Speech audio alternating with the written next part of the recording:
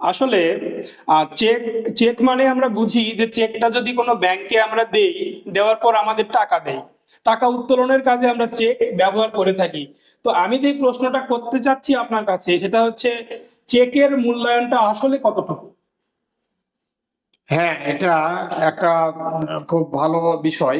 এটা অনেকেই জানেন না। আমাদের দেশে অনেকে মনে করেন যে একটা পাতা ছেড়ে দিলাম, একটা চেক নিয়ে টাকা ওঠা হলো, শুধু এই কাজে ব্যবহৃত হয়, বা এর মূল্যায়ন কতটুকু, এই চেক আরো কি কি বিভিন্ন অর্থে ব্যবহৃত হয়, এটা অনেকে জানেন না। এই চেকের আরো একটা নাম, যেটাকে বলা হচ্ছে প্রতিজ্ঞাপত্র। আরো একটা নাম আছে যাকে বলা হয় বিনিময় পত্র।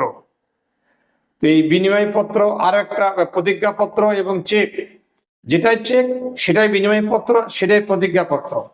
অর্থাৎ এই চেক একটা অত্যন্ত গুরুত্বপূর্ণ বিষয়, এবং একে একে সর্বশেষ একটা বিষয় বলা যায়, এটা একটা ডকুমেন্টস, এটা একটা দলিল।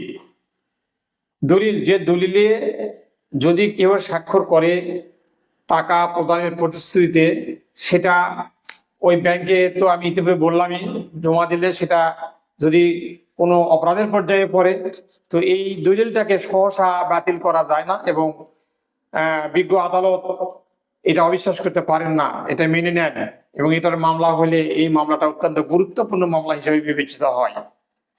এই হচ্ছে কথা। ধন্যবাদ আপনাকে।